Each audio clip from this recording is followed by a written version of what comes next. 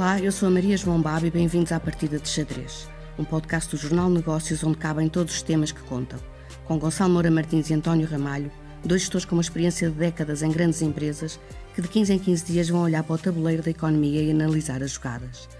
Na Partida de Xadrez queremos debater os grandes temas da atualidade económica, sempre num jogo de cavalheiros. O regime dos residentes não habituais é o tema deste terceiro episódio. O programa, criado em 2009, veio dar direito a taxas de IRS mais baixas, durante 10 anos, a novos residentes reformados e trabalhadores de elevado valor acrescentado. De 2018 a 2022, o número de pessoas a beneficiar deste regime triplicou, com o aumento da despesa fiscal que ultrapassou 1.500 milhões de euros em 2022. Mas o seu fim, tal como o conhecemos, já foi anunciado por António Costa. Hoje é Gonçalo Moura Martins que joga com as brancas. Eu pergunto-lhe se este regime tem tido mais vantagens ou mais problemas. Vou-lhe contar uma história. Eu, há já uns tempos, estive no Ruanda e numa conversa com a Secretária de Estado do Tesouro, ela estava muito atrapalhada a fazer o Orçamento Geral do Estado. E ela disse uma coisa que eu nunca mais me esqueci. Ela disse-me assim: um bom orçamento é aquele que deixe todos igualmente descontentes. E eu lembrei-me, quando estava a preparar este podcast, lembrei-me desta frase para hoje, porque a igualdade é um fator absolutamente essencial de qualquer sistema fiscal moderno. A evolução do sistema fiscal foi feita durante séculos e os tributos existem desde que existem sociedades organizadas e foi possível fixar alguns princípios que hoje são determinantes e fundadores do que é um moderno sistema fiscal. A legalidade, a universalidade, a progressividade, a não retroatividade e principalmente a equidade e a igualdade. E, portanto, um sistema fiscal que não respeite a equidade, que não mantenha no seu princípio basilar a equidade e a igualdade, é um sistema que não ganha autoridade e que não ganha o respeito dos contribuintes. Por outro lado, é preciso perceber que, enquanto que a equidade nos impostos das sociedades, das pessoas coletivas, tem mais a ver com questões de competitividade e com questões de concorrência, a equidade para as pessoas singulares tem a ver com a igualdade. Obviamente, dito isto, que eu entendo perfeitamente que o sistema fiscal é um importantíssimo, indispensável instrumento de política pública, política económica mais para as empresas e política social mais para as pessoas individuais. E há inúmeras exceções, e tem que haver exceções. O problema é quando essas exceções pervertem de tal maneira o princípio da equidade que deixam de ser toleráveis ou toleradas pelos contribuintes. Mas para si é um regime mal amado, isto é, como português que está sujeito a taxas de IRS que podem ir até aos 48%, considera que há aqui uma injustiça fiscal? Vamos ver, a justiça é um valor absoluto, mas a sua aplicação é relativa no contexto, não é? E obviamente que esta equidade que se exige ao sistema fiscal é tanto mais premente quanto maior for a carga fiscal e quanto maior for a exigência fiscal normal. Porque este sistema tem, para os pensionistas agora, ao princípio era 0% e agora são 10%, e tem 20% para os rendimentos do trabalho. Sendo que em Portugal são isentos de todos os outros rendimentos não auferidos em Portugal, de todas as outras categorias, direitos de autor, perdiais, capitais, não pagam. E é preciso perceber que alguém para mudar para Portugal à procura de uma taxa flat tax de 20% tem uma taxa superior. Portanto, compara com as taxas superiores do nosso IRS. E como disse, a última taxa, o escalão oitavo, a taxa marginal do último escalão em Portugal é 48%. Mas não é verdade que seja 48%, porque existe algo que foi criado no tempo da Troika e nunca nenhum governo teve a coragem de tirar, que é a sobretaxa de solidariedade, que implica que os rendimentos acima de 81 mil e até 250 mil têm uma sobretaxa de 2,5%, portanto a taxa marginal efetiva são 50,5%, e acima dos 250 mil euros a taxa marginal passa a ser de 53%. E portanto é nesta realidade que se compara a relatividade que falava relativamente a este regime. António Ramalho, acha que este regime tem tido estas mais vantagens ou problemas? Isto é, tem sido importante para a economia portuguesa ou, como diz o Governo, contribuiu e muito para inflacionar os preços da habitação? Deixe-me começar onde o Gonçalo terminou para dizer o que é que eu estou de acordo com o Gonçalo e o que é que eu não estou de acordo com o Gonçalo. Eu estou de acordo com o Gonçalo que temos uma taxa que de facto exige alguma lógica racional ao próprio sistema fiscal. quando os rendimentos do trabalho podem chegar a ser tributados a 53%, naturalmente a pressão que existe sobre a própria justiça fiscal exigida, digamos assim, a este tipo de contributo é fundamental.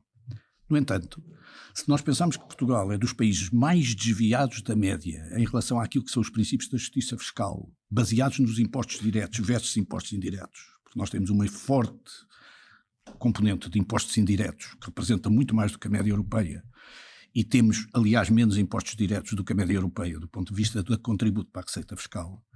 O que acontece, basicamente, é que também não podemos falar da justiça fiscal como um princípio absoluto. Ora, no caso dos residentes não habituais, parece-me que há aqui uma divergência profunda entre mim e o Gonçalo. Qual é? É que estamos a falar de um estatuto e de uma percepção de benefícios fiscais.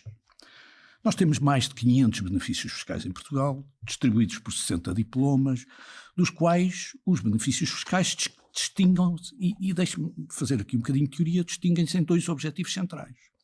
Os objetivos de sair à regra da tributação.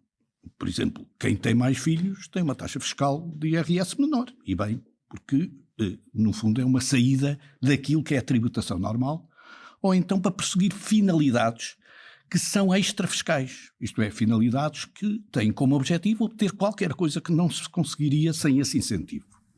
E neste caso?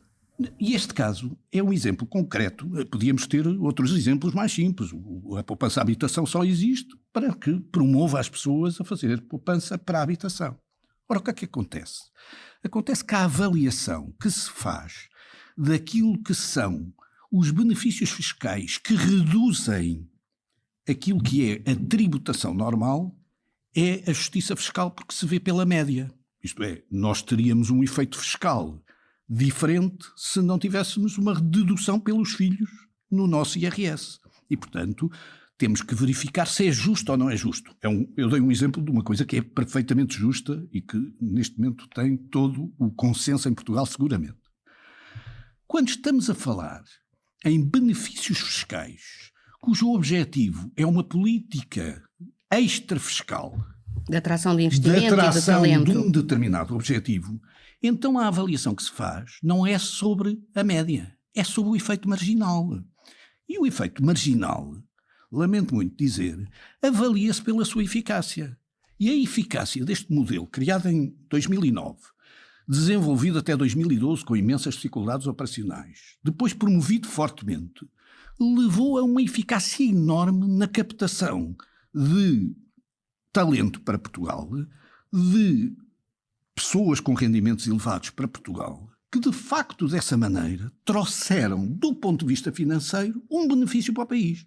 Eu hoje não tenho dúvidas de dizer que aquilo que falou, que é a despesa fiscal como está interpretada, que na prática é a parte do imposto que não se recebe pelo facto de haver um benefício fiscal, é muito menor do que aquilo que é o benefício que nós recebemos pelo facto desses estrangeiros estarem mais em Portugal. difícil quantificar, não é? Ainda assim, basta fazer uma conta e pensar que cada um desses estrangeiros, que andam à volta de 90 mil que têm este estatuto, tem qualquer coisa como 30 mil euros de consumo em Portugal, e o IVA que está subjacente é quase 1 milhões de euros. Isto é, falou-me há pouco de 1,5, o que estava previsto para este orçamento é 1,256 deste conceito de despesa fiscal, que é o conceito de aquilo que se receberia potencialmente se isso se verificasse, se eles não viessem para Portugal.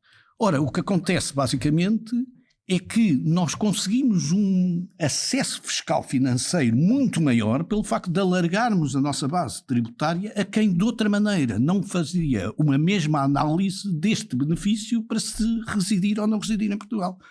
E por isso a minha diferença é que eu não estou a falar aqui de um benefício, em rigor estou a falar de um incentivo. E portanto, enquanto o incentivo é medido pela eficácia, o benefício, nisso concordo, deve ser medido pela sua justiça relativa.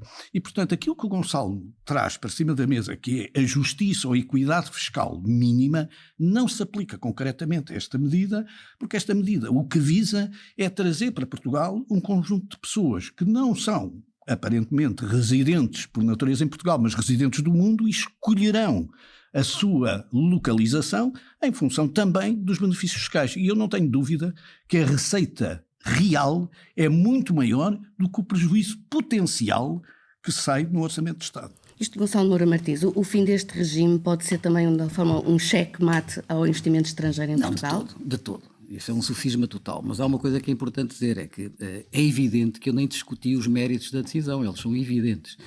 O problema é que para atingir determinados resultados não pode valer tudo. E há um critério que é importantíssimo, porque eu volto a insistir, que é o critério da igualdade e da equidade fiscais. Nós não podemos achar que vale a pena trazer estrangeiros e não residentes habituais de alta capacidade técnica e profissional e dar-lhes a eles um estatuto fiscal de uma flat tax de 20% e exigir aos nossos, que são residentes, uma taxa no limite de 53%.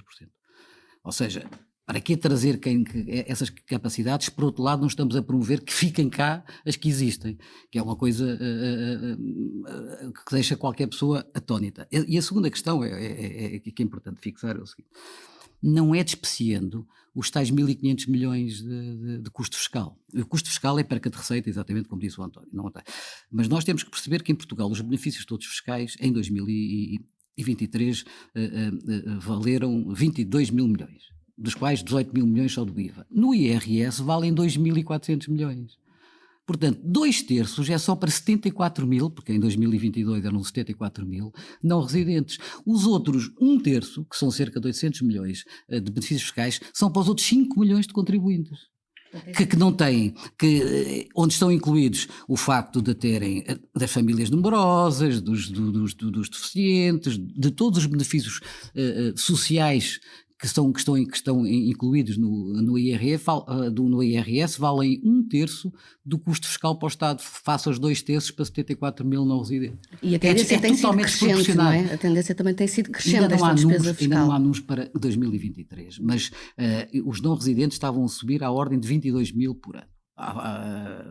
Grosso modo. Portanto, eu admito que eles em 2023, só quando se entregarem as declarações fiscais é que nós vamos ficar a saber, eu acho que vão ultrapassar os 100 mil, claramente. É uma estimativa, enfim, que é possível fazer-se. Então concorda com o fim do programa? Concordo com o fim do programa. O programa não terminou.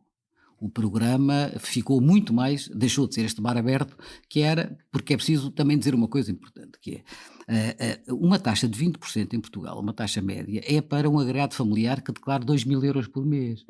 Não estou a ver também que se atrai gente de enorme capacidade a receber 2 mil euros por mês. Portanto, o sistema também não estava desenhado para qualquer... era de tal maneira, o espectro era de tal maneira largo que incluía toda a gente. E isso é uma injustiça. António Ramalho, e percebe, por exemplo, estas pessoas que têm acesso a esta taxa de IRS mais baixa, de alguma maneira também tenham acesso a todos os serviços e infraestruturas públicas, como qualquer outro português? Eu tento explicar do ponto de vista financeiro que estas pessoas são contribuintes para a sociedade portuguesa. E, portanto, foi isso que eu tentei explicar. Se nós fôssemos ver, digamos assim, o último número que temos de dados completos, porque há aqui um grande problema que é não ter dados completos, e isso, aliás, é uma das razões porque eu tenho pena que se tenha terminado com o estatuto. É verdade que ele foi modificado para um período transitório, mas é um período transitório que acaba em 2025 e, portanto, vamos ser sinceros, este não é, digamos assim, o modelo que estamos a falar. Eu não sou contra nunca a modificação do sistema, porque a modificação do incentivo fiscal é normal que seja feita à medida que ele tem que ser ajustado em função das circunstâncias. O último ano onde nós tínhamos alguma sensibilidade sobre isto é um ano em que nós tínhamos um efeito de perda potencial de 362 milhões e só o IRS, que nessa altura era recuperado por estas pessoas, isto é, a parcela que elas pagavam no imposto em Portugal, valia 54 milhões. O que quer dizer que na prática eles pagavam 15%, digamos assim, do benefício que potencialmente se perderia por este processo. Ora, porque estávamos aqui a falar quer de pensionistas, quer de profissões de alto valor acrescentado, como disse. O que significa, basicamente, é que nós estamos sempre a trocar 15% de receita real por uma percentagem mais elevada de valores de receita potencial que é perdida. Aquilo que o Gonçalo disse é totalmente verdade. O mapa 12 do orçamento é um mapa, quanto a mim, eu agora vou dizer uma palavra um bocadinho mais dura, é um embuste. Porque dizer que nós temos 2 milhões de benefícios fiscais no IRS e que 56% disso, previsto para 2024 no orçamento, é receita potencial de não residentes que pagariam esse custo caso tivessem o tratamento fiscal igual ao nosso, é pressupor que todos esses não residentes viriam para Portugal nas mesmas circunstâncias, o que todos sabemos que não é verdade. Portanto, nesse sentido, tecnicamente, não gosto muito deste valor, a despeito de lhe reconhecer materialidade, e portanto não estou a dizer com isto que ele não deve ser trabalhado com materialidade. Agora, o que nós nos temos que perguntar, como eu disse, não é se é justo, é se é eficaz, e nisso é que eu tenho uma divergência total com o Gonçalo. E a pergunta se ele é eficaz é se ele serviu, e essa pergunta o Gonçalo agora insinuou dizendo, mas 2 mil euros também não é um valor que me entusiasme muito. Mas vamos ver quem é que veio para Portugal. 38% dos beneficiários do sistema são quadros superiores, 12% são informáticos, 12% são engenheiros e 10% são professores universitários. Portanto, professores e investigadores universitários, professores são só 5%. Ora, eu só queria dizer isto porque não é preciso... De outra maneira não teriam vindo para Portugal, não é? Não só não teriam vindo, como eles são responsáveis, na minha opinião, por alguns dos setores onde Portugal ganhou uma dimensão que não tinha, ter e ficar-se a dever a este modelo criado em 2009. Exemplo disso. Eu não acredito que Portugal tenha capacidade de criar programação informática como cria hoje em dia, e algumas startups são relevantes e alguns unicórnios aqui nasceram, ainda que o unicórnio hoje em dia não é um animal muito desejado nos mercados financeiros.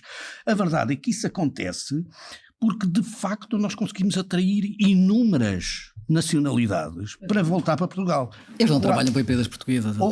Ainda assim, cá estão, consomem, cá fazem e no fundo desenvolve-se competências específicas. Um exemplo claro, já que o Gonçalo disse, eles não trabalham só para empresas portuguesas, é verdade, mas eu dou um exemplo, os professores universitários, os investigadores universitários que aqui estão de outras nacionalidades, são uma das áreas fundamentais para aquilo que é hoje o ensino superior português, que tem uma capacidade de intervenção sobre o mercado internacional, trazendo os alemães para a Universidade Nova, trazendo os espanhóis para Portugal, trazendo franceses imensos em Portugal. E aliás, se nós virmos, as nacionalidades de origem, curiosamente, são todas elas nacionalidades que têm muito a ver com isso. Mas, portanto, os franceses são absolutamente dominantes com 23% e o resto são setores que nasceram eficazmente deste modelo. Portanto, a pergunta que se tem que fazer é: o modelo foi eficaz? Foi. Não se gosta do modelo porque nós pagamos 53% e estas pessoas pagam 20%. Eu também concordo, sim. Adorava não pagar 53%. Mas está a limitar-se a falar da parte dos trabalhadores qualificados e não dos reformados e desse impacto que houve também sobre a habitação, não é? Também há, sobre a habitação, já falámos outro dia. Já falámos este esse foi o argumento do governo para acabar com o argumento, porque eles só representam 3% daquilo que é a compra de casas. Se nós olharmos bem para as zonas onde o efeito se verificou, nós vemos que há sítios tão interessantes como, por exemplo, o Porto e Lisboa para esse tipo de argumento, mas municípios tão desinteressantes como Alentejo e Dão, onde os estrangeiros pagam, digamos assim, valores mais altos. Esse não é o argumento. Mas para o que é curioso é que os excelentes exemplos que deste, nomeadamente os da academia, continuam a estar no regime vigente. Sim, são as tais exceções que vale a pena atender, não é o grosso que foi e o espectro tão largo que foi. Gonçalo, mas isso é modificação do regime e não o fim do regime como alteração para transitório. Eu nunca direi que o regime não pode ser modificado. Eu acho. Não deve, mas é ser passar para um modelo transacional. Aliás, porque isto depende do marketing. Eu em tese conceptual, eu desconfio sempre das políticas que acabam por promover, por mais efeitos benéficos que tenham, a desigualdade. Que é o que este promove. É uma desigualdade flagrante, por mais mérito que tenha, por mais benefícios que tenha, porque depois isso retira autoridade relativamente a tudo mais. É quase motivador também da falta de concorrência, é estrutural do regime, concorrência é estrutural do regime tributário em si próprio, não é? E isso é muito complicado aceitar-se essas políticas. O Miyakoto tinha uma frase muito engraçada, e ele referia-se, obviamente, salvaguardadas as diferenças. Eu hoje estou no dia das frases, não é? Mas ele dizia com piada relativamente a um país africano que os países pobres não geram riqueza, geram ricos. E nós não podemos ser isso, nós não podemos, o nosso zénite da política económica, eu sei que tu não entendes isso assim, eu sei, mas de algumas declarações que eu ouvi, parecia que o ômega e o alfa da política económica de Portugal era manter o regime dos não residentes e atrair ricos para cá. Não pode ser. Somos muito mais que isso. É uma visão absolutamente redutora e desigual do país. Mas o regime português é considerado até a nível internacional um dos mais generosos na Europa, não é? Portanto... Não, e por isso é que, por exemplo, a Suécia e a Finlândia já revogaram unilateralmente as convenções de dupla tributação. E há outros países que se preparam para fazer o mesmo, eu percebo. Mas há 26, vamos lá, há 26 países europeus com sistemas, digamos assim, com características semelhantes. Porquê? Porque há uma concorrência europeia para estes efeitos. Por exemplo, o caso da Suécia, exemplar, que tenha rescindido o acordo com Portugal e protestado o acordo com Portugal no mês seguinte a ter aprovado no Parlamento sueco medidas com outras características para este efeito. Já depois da nossa posição ter sido assumida como transitória, o que aconteceu foi que outros países vieram, digamos assim, tentar capturar este tipo de clientes que nós viemos a recuperar para o país. Mas eu gostava de... Nós até agora falámos financeiramente e falámos estrategicamente num aspecto fundamental que é a igualdade. E eu acho que trabalhar a igualdade em cima de incentivos pode ser uma ideia generosa, mas não é uma ideia real. Quando nós damos incentivos às empresas, para as empresas virem para Portugal, naturalmente estamos a criar uma situação de desigualdade potencial para essas empresas. Quando estamos a fazer apoios diretos, como fazemos, estamos a criar uma questão de desigualdade. Onde é que está o equilíbrio? Porquê é que há desigualdade nestas circunstâncias? Há desigualdade nestas circunstâncias porque partimos de uma base que justificava essa desigualdade. Portugal tinha um problema significativo que era a falta de fluxos financeiros em Portugal. Fluxos financeiros provenientes do exterior. Porquê? Porque nós tínhamos um déficit terrível e tínhamos uma dívida acumulada sem nome. E essa situação criava-nos um enorme problema. Ele já existia em 2009, quando foi criado, e era ainda mais grave em 2012. E, portanto, o que é que aconteceu? Aconteceu que Portugal tinha duas soluções e escolheu as duas. Mas uma delas era muito lenta. A solução mais óbvia seria, naturalmente, apostar fortemente no investimento sobre bens transacionáveis para conseguir com isso exportar e criar, digamos assim, capacidade de exportação que amanhã viesse a reequilibrar. Que já hoje fazemos. Que já fazemos. 50% do PIB. Só que o atingimos a meta de 50% do PIB. Mas vamos ser sinceros, o que era difícil era conseguir fazer isso instantaneamente. Primeiro, porque tínhamos falta de capacidade de investimento. Segundo, porque tínhamos, digamos assim, as dificuldades naturais que representavam. Mas é que nessa chegada a 2024 esgotou a utilidade deste regime?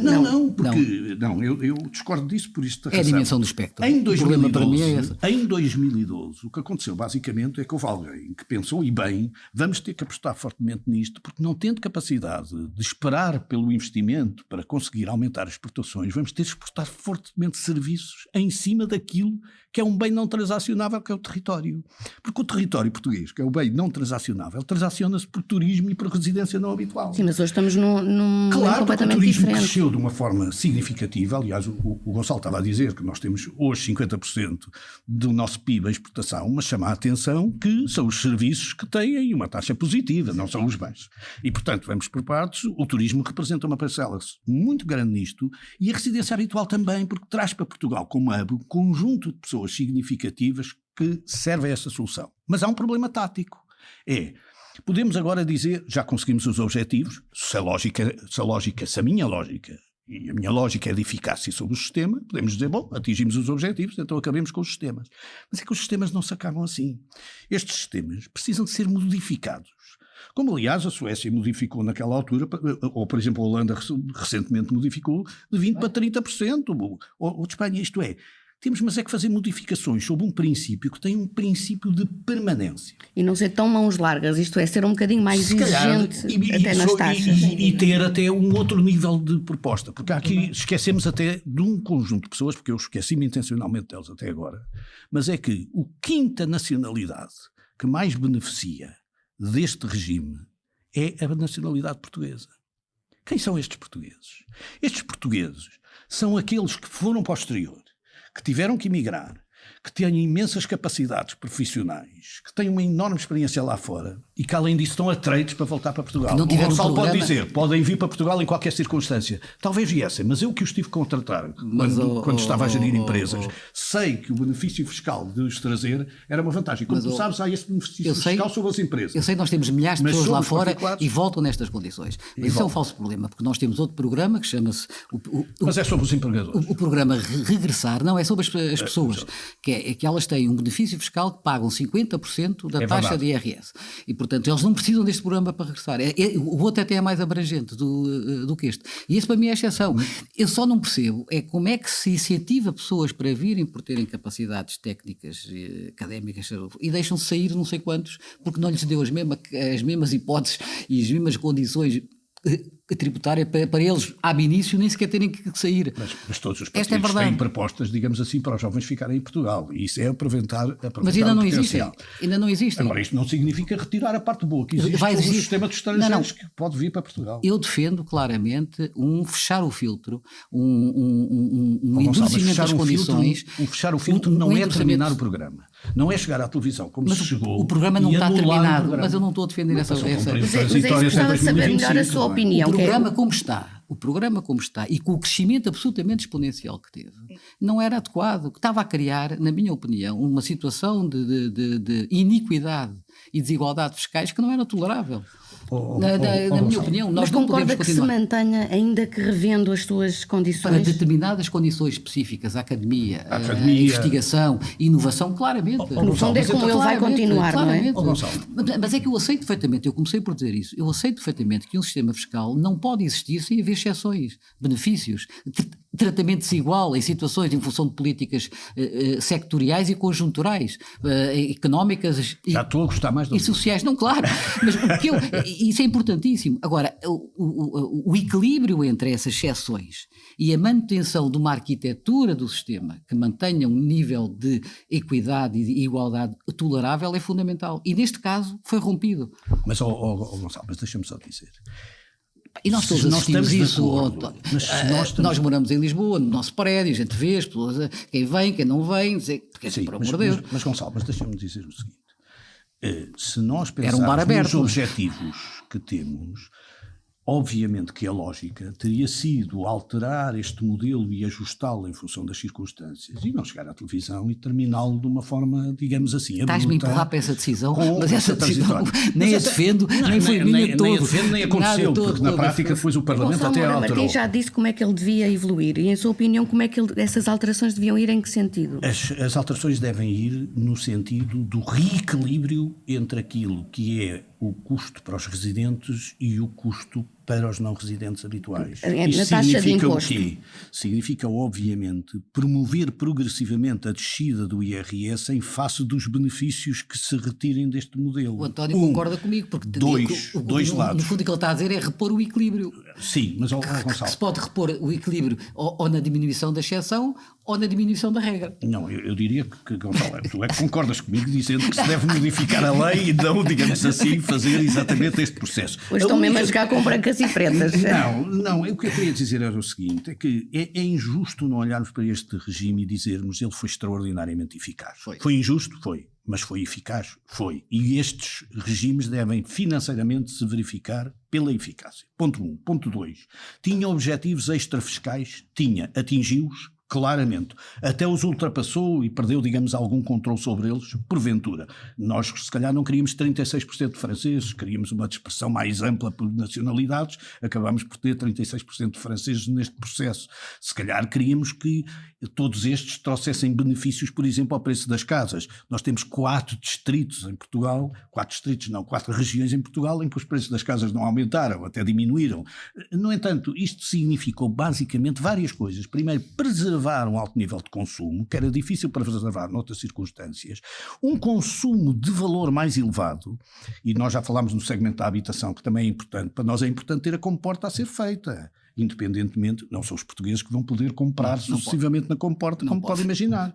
Agora, Basicamente o que eu acho é o seguinte: as modificações devem ser particularmente cautelosas quando está numa equipe que ganha e quando está a ter eficácia no modelo. E é isso que eu acho que se teve pouca cautela, e neste momento estamos a viver um período transitório que não é só transitório pelo facto de ser anunciado como transitório, é que foram estabelecidas também um conjunto de regras que nos põem em dúvida que o modelo tenha facilidade de ser implementado, exigências no IAPMEI, exigências aqui e acolá, que vão ter, digamos assim, um ónus operacional muito grande. E nós não nos podemos esquecer, quando o regime foi criado em 2009, ele na prática só começou a operar em 2012. Portanto, não espero que agora o regime transitório de 2014 para 2015 só comece a operar em 2016, quando ele já não existir.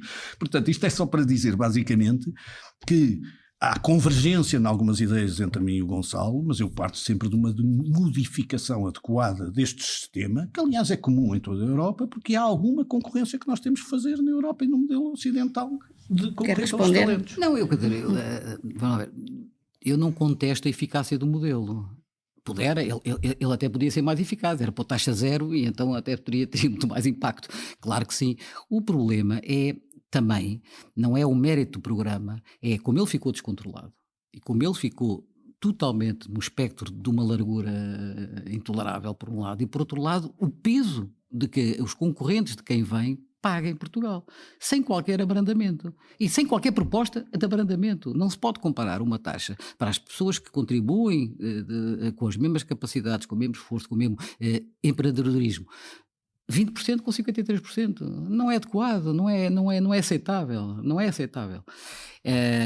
Percebo que o sistema tem que ser melhorado. Eu também não acabaria com o sistema, eu refinaria com. Quer dizer, e quem dá? Acabar também é questão de pôr em causa a previsibilidade e estabilidade do nosso sistema fiscal, ou isso não é importante? Vai tocar nos 10 anos que já deram. Claro, não é? Ninguém toca nisso. Isso são incentivos. Agora, é só para o futuro. Não é? Agora, a lei não seria nunca retroativa. Agora, o que eu digo é que essa previsibilidade que é importante manter, ela tem que ser mais fechada. E há uma coisa muito importante, é que quem propõe estes benefícios todos, porque é que também não propõe benefícios e um desagravamento significativo de quem cá está e de quem passou pela crise toda e quem a pagou, porque não foram eles que pagaram a crise. Quem pagou a crise foi quem pagou os 53%, os 40%, os 30% e todos nós, não é? Portanto, é essa consideração que eu acho que muitas vezes não existe entre uns e outros. Dos impostos que estão muito para além daquilo que é aceitável, porque tudo o que seja acima de 50% de uma forma não transitória é verdadeiramente absurdo. Isso, não é aceitável. Acho que dá para um próximo episódio. Havia só agora, hoje é o dia mesmo das frases. Há um cómico brasileiro, um humorista brasileiro, não é cómico, é um humorista que escreve muito nos jornais, que é o Miló Fernandes, que diz sobre a fiscalidade, que diz que me arrancam tudo à força e depois me chamam de contribuinte. Esta partida de xadrez acaba mais uma vez empatada e é a altura das sugestões. Gonçalo Moura Martins quer falar sobre um escritor. Eu queria falar sobre um escritor. Nos últimos anos, os prémios Nobel da literatura não estão, na minha perspectiva, enfim, se calhar injusta ou muito injusta, a promover os grandes escritores universais que a gente se habituava a considerar aqueles ganhadores do Prémio Nobel. Eu diria que em 2010 tivemos o grande Mário Vargas Llosa, em 2012 o Coetzee, o J.M. Coetzee, sul-africano, e depois tivemos um conjunto de quase desconhecidos, enfim. Até tivemos a ousadia em 2016 de dar ao Bob Dylan o Prémio Nobel da Literatura, embora eu sou um fã incondicional de Bob Dylan, mas era mais ou menos... Veio com um bocadinho de som. Sim, salvaguardado as distâncias, era como dar o Prémio Pessoa ao Emanuel, aqui em Portugal, alguma coisa do género. Mas em 2023, finalmente, voltou-se a dar o Prémio Nobel a um grande escritor universal, que é o John Fosse. Ele é norueguês.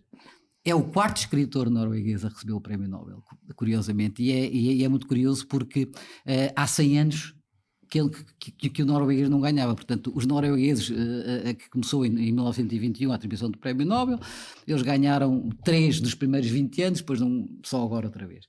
É um escritor nascido em Bergen, de 64 anos, ele ele ganhou o estatuto interno na Noruega, o chamado Grotten, que é o direito de usar uma casa que existe nos anexos dos jardins do Palácio Real em Oslo, que era sempre guardado para os artistas objeto do mecenato real, e ele tem esse direito desde 2011. É um escritor absolutamente notável, e eu só chamo isso porque ele editou o último romance em Portugal esta semana. É um romance de 55 páginas, chama-se Uma Brancura Luminosa, e só tem um parágrafo. Só começa no mesmo parágrafo com que acaba das 55 páginas. É notável o livro. Ele tem já 5 livros editados em Portugal, e eu recomendo a obra. Que o conheçam, porque vale mesmo a pena.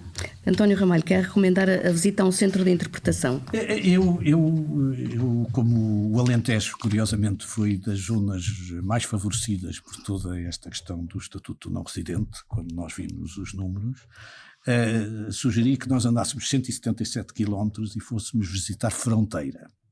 Porquê Fronteira? Fronteira é quase junto à fronteira, mas não é tanto, é um bocadinho a norte de Estremoz, porque Fronteira tem nada mais nada menos que o centro de interpretação da Batalha de Atoleiros, que curiosamente é a primeira batalha de Nuno Álvares, ainda com as tropas portuguesas particularmente desorganizadas, onde se começou a saga da independência, que terminou em Aljubarrota em 1385.